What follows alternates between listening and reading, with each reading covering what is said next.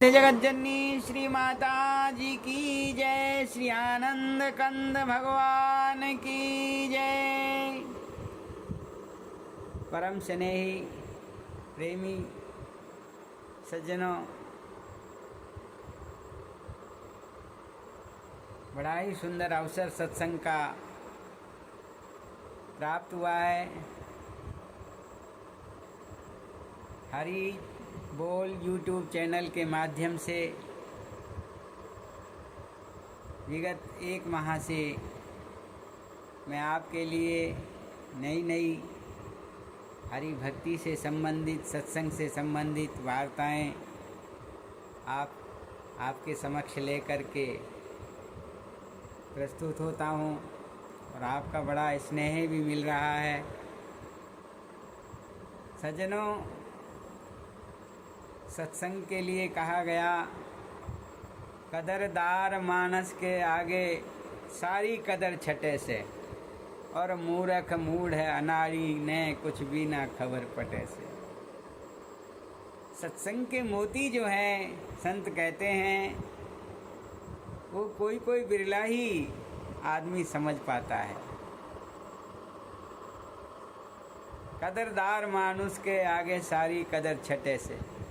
हरियाणा में भजन है एक भक्त कवि का, वो कहते हैं, मूर्ख मूढ़ है अनाड़ी ने कुछ भी ना खबर पटे से। सज्जनों, सूरदास जी कहते हैं, मौसम कौन खुटिल खल खामी, जिन सुंदर तन दियो ताही बिसरायो ऐसो नमक हरामी। बिना प्रभु की भक्ति के हमारा जीवन नमक हरामी जैसा है। नमक हरामी कैसे? कहा गया कि माँ के पेट में, माँ के गर्भ में हमने प्रभु से वायदा किया था, हे प्रभु, आप हमें इस गंदगी से बाहर निकालिए, इस नरक से बाहर निकालिए, हम आपका सुमिरन और भजन करेंगे। और यहाँ आकर के हम प्रभु को भुला देते हैं। मौसम कौन कुटिल खल कामी, जिन सुंदर तन दियो ताही बिसरायो ऐसो नमक हरामी।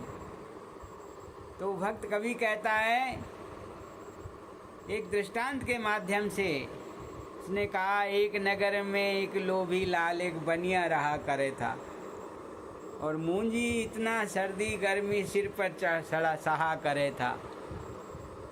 दमड़ी कारण चमड़ी दे दे यूं विपदा सहा करे था, हाय हाय धनवान बनूं यूं मन में कहा करे था। हाय हाय धनवान बनूं लोभी दिन रात रटे से, और मूर्ख मूढ़ है अनाड़ी ने कुछ भी ना खबर पटे से। कहते हैं, एक सेठ जी थे, उनका धन से विशेष लगाव था।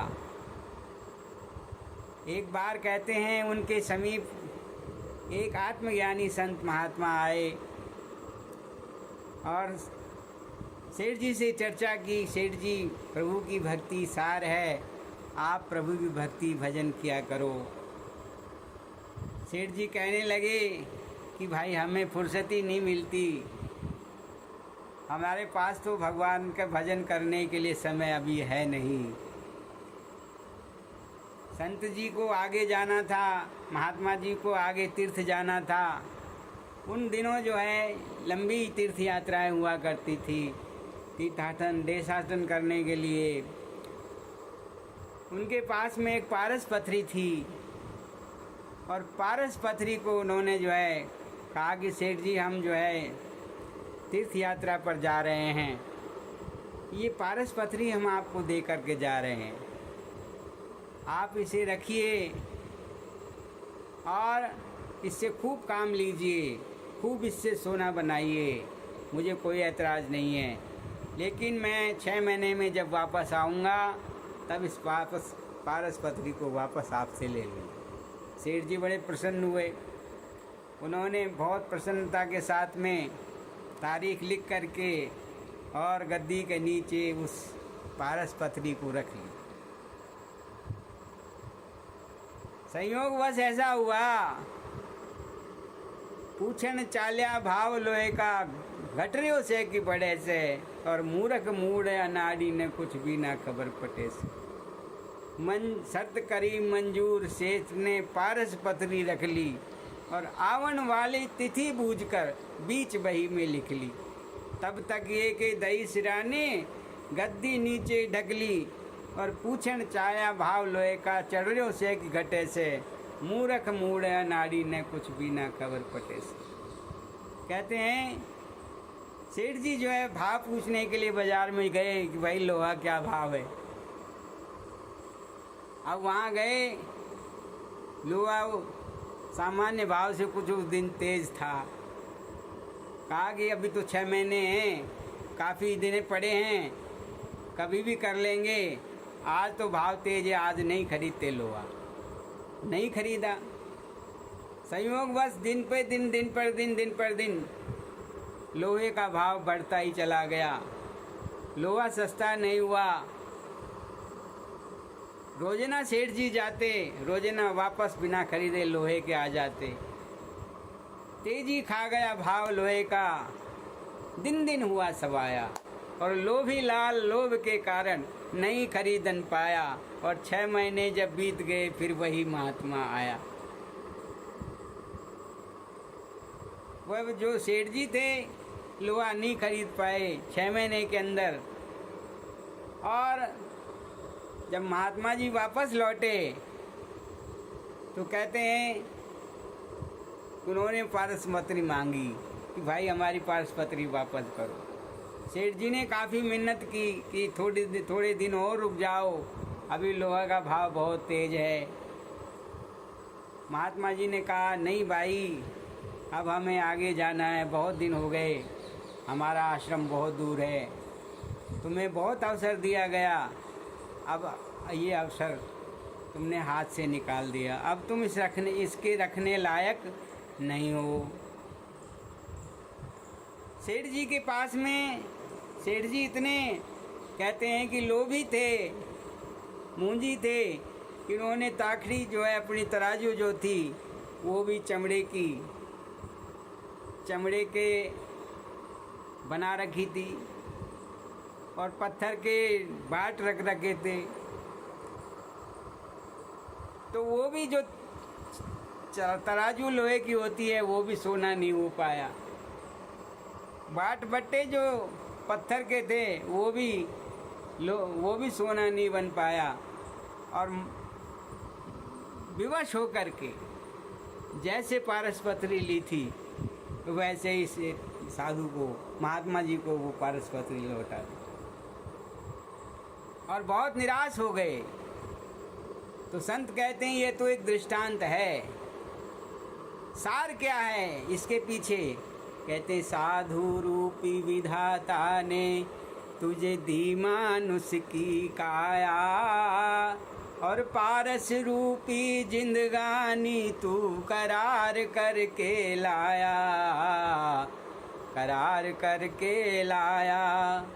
सोना रूपी हर की भक्ति कोई नहीं करने पाया, और लोभी लाल इस जीव को समझो वृथा जन्म गवाया। कहे मनोहर लाल भजन से आवागमन कटे से, मूर्ख मूढ़ अनाड़ी ने कुछ भी ना खबर पटे से। कहते हैं वो साधु कौन था? वो ईश्वर परमपिता परमात्मा ही साधु का रूप था। और जिंदगी रूपी जो पारस की पथरी है वो हमें उसने 6 महीने के लिए दी थी, कुछ थोड़े समय के लिए ये हमें मिली हुई है जिंदगी। और कहते हैं क्या करना था? उस पारस रूपी पथरी से हमें हरि की भक्ति रूपी सोना बनाना था, लेकिन वो हम पूरी ज़िंदगी नहीं कर पाए।